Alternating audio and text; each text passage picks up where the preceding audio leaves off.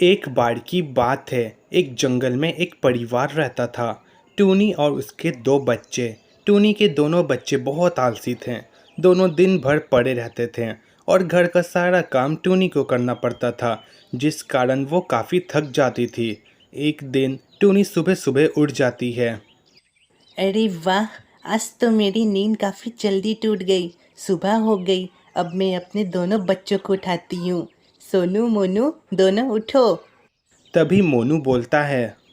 क्या हुआ माँ? आप हम दोनों को इतनी सुबह सुबह क्यों उठा रही हैं? सुबह सुबह बाहर टहलने से हमारा शरीर स्वस्थ रहता है। पुराने ज़माने के पक्षी कहते थे कि सुबह की ताज़ी हवा जिसने खा ली, समझे उसका दिन अच्छा जाएगा। हमने तो ये सब नहीं सुना माँ। माँ, हम दोनों अभी बच्चे हैं। क्या पता ये सब बातें जो आप बोल रही हो ये सब बड़ों के लिए हो। ऐसा कुछ नहीं है। तुम दोनों बस बातें बना रहे हो। चलो जल्दी उठो और मेरे साथ बाहर चलो ताज़ी हवा खाने। सोनू मोनू ना जाने के लिए एक बहाना बनाते हैं। माँ, इतनी सुबह सुबह आपने मुझे उठा दिया। अब मुझे भूख लगी है। हाँ माँ, बिना खाए तो एक कदम भी नहीं हिला जाएगा। आप कुछ खाने को दे दो, शायद थोड़ी ताकत आए और हम दोनों उठें। तुम दोनों को भूख लग रही है, मगर घर में तो खाने को कुछ नहीं है। अच्छा ठीक है, मैं तुम दोनों के लिए बाहर से खाना लाती हूँ। तब तक तुम दोनों सोना मत, उठे रहना। माँ, आप खाना ढूंढ कर लाओ, तब तक हम दोनों उठे रहेंगे। अब टूनी सुबह सुबह खाना ढूंढने के लिए निकल जाती है। मुझे खाना जल्दी ढूंढना होगा। तभी टूनी को टूनी का दोस्त तोता देख लेता है और वो टूनी को आवाज़ लगाता है। अरे टूनी, टूनी कहाँ जा रही हो? टूनी तोते के पास आती है। अरे टूनी, इतनी सुबह सुबह कहाँ जा रही हो?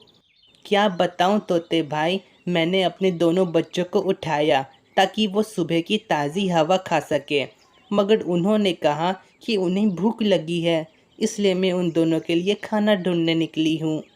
इतनी सुबह सुबह तुम भला खाना कहाँ ढूंढोगी? मेरे पास एक केला है, तुम वो ले जाओ और अपने बच्चे को खिला दो।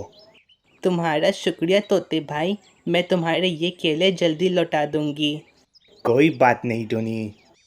टूनी वो केला लेकर अपने घर के लिए निकल जाती है और देखती है कि दोनों फिर से सो गए। ये क्या, तुम दोनों ने तो कहा था कि मैं वापस आऊंगी तो तुम दोनों उठे रहोगे। अरे माँ, आप आ गई। हाँ, और तुम्हारे लिए खाना भी लाई हूँ।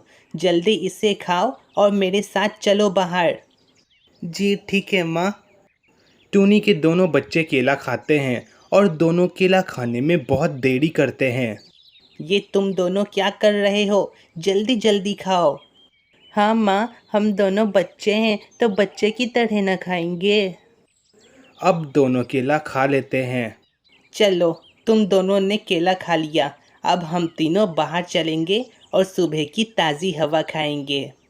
मगर माँ, अब तो बाहर धूप भी निकल गई होगी और धूप में कौन बाहर टहलता है। और ऐसे ही घुमा फिरा कर बातें करते हैं, जिस कारण कोई भी बाहर नहीं जा पाता है और अब दोपहर हो जाता है। सोनू मोनू, इधर आओ। आओ, मैं तुम दोनों को किताब से कुछ पढ़ाती हूँ। नहीं माँ, रहने दीजिए, हम यहाँ अच्छे से खेल रहे हैं। तभी वहाँ पर कबूतर आता है।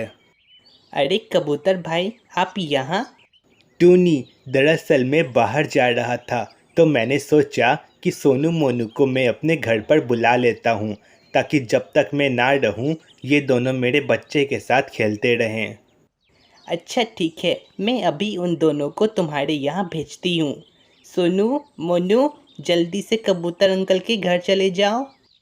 सोनू मोनू वहाँ जाना नहीं चाहते थे, इसलिए दोनों झूठ बोलते हैं। माँ, मैं चला जाता, मगर मेरे पैर में दर्द हो रहा है। और मैं भी चला जाता, मगर मेरा सर घूम रहा है। अच्छा, ऐसा है तो रहने दो, तुम दोनों मत आओ। टूनी, अपने बच्चों का ख्याल रखना, मैं चलता हूँ। ठीक है कबूतर भाई। कबूतर वहाँ से चला जाता है और टूनी उन दोनों से पूछती है। तुम दोनों ने अभी झूठ बोला कि तुम्हारे पैर और तुम्हारे सर में दर्द है। हाँ माँ, हम दोनों ने झूठ बोला, मगर इसके पीछे एक कारण है। कैसा कारण? माँ, कबूतर अंकल के बेटे हमारे साथ लुक्का छुपी खेलते हैं, जिसमें हम दोनों काफ़ी थक जाते हैं। तुम दोनों अभी बच्चे हो और बच्चे यही सब खेल तो खेलते हैं।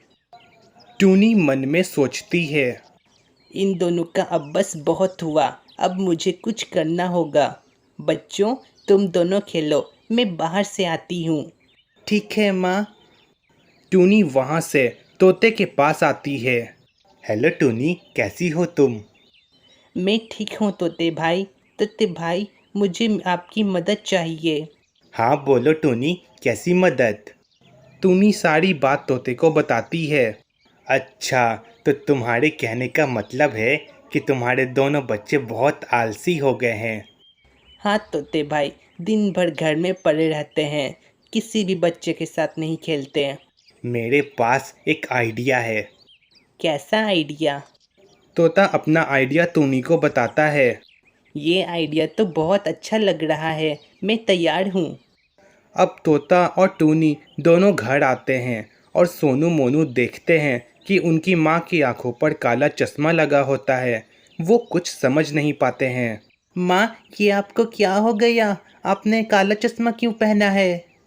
तुम्हारी माँ फल तोल रही थी और इसकी आंखों में एक जहरीले फल का रस चला गया। क्या माँ, आप ठीक तो हैं ना?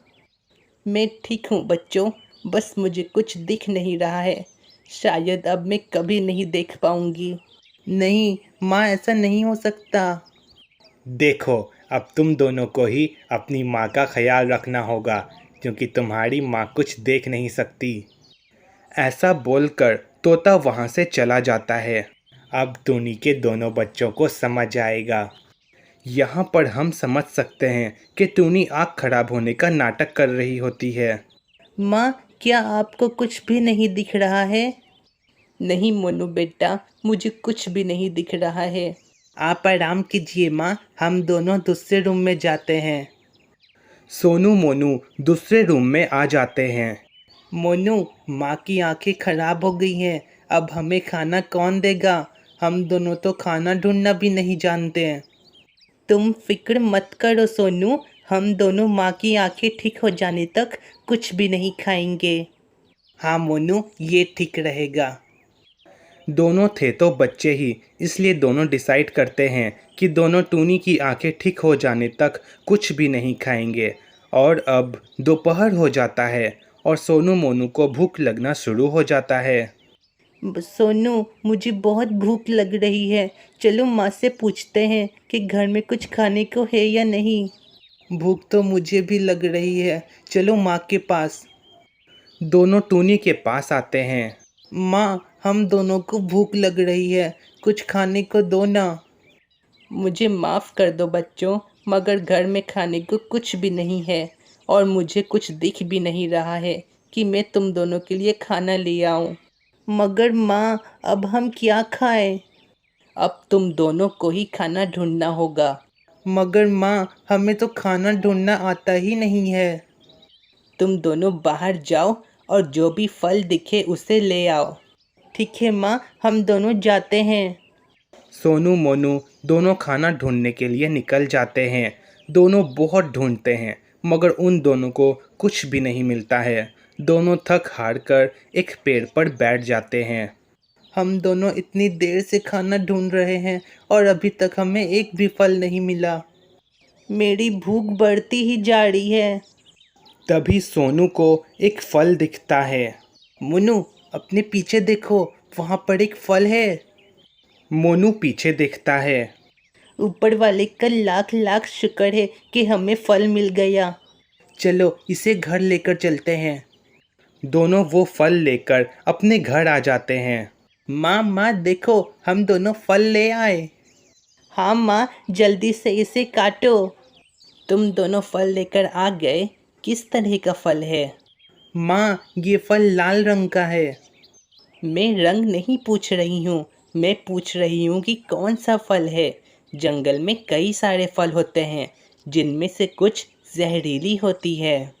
क्या माँ हमें नहीं पता ये कौन सा फल है, बस ये फल लाल रंग का है।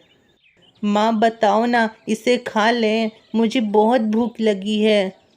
बेटा पहले पता करो कि ये फल जहरीला है या नहीं। हमें बहुत भूख लगी है। सोनू मोनू को बहुत ज़्यादा भूख लगी होती है, इसलिए दोनों रोने लगते हैं। माँ हमें भूख लग रही है। शायद अब वक्त हो गया है नाटक बंद करने का। टूनी अपना चश्मा हटाती है और सोनू मोनू खुशी के माने अपनी माँ के गले लग जाते हैं। अब समझ आया तुम दोनों को कि मैं क्यों बोलती थी बाहर निकलो, मेरे साथ चलो, ताकि जिस दिन मैं ना रहूं तो तुम दोनों अपना खाना ढूंढकर पेट भर सको। हमसे गलती हो गई माँ, हम दोनों आपके साथ खाना ढूंढना सीखेंगे। चलो अच्छा है। और जो फल तुम दोनों लाए हो उसे सेब कहते हैं और ये जहरीला नहीं होता है। आओ इसे हम सब खाते हैं। अब तीनों साथ में बैठकर खाना खाते हैं और यहाँ पर हमारी ये कहानी ख़त्म होती है। टूनी के दोनों बच्चे आलसी थे, लेकिन टूनी ने अपने दिमाग का इस्तेमाल किया और अपने बच्चों को सही रास्ते पर ले आई और यहाँ पर हमारी ये कहानी ख़त्म होती है।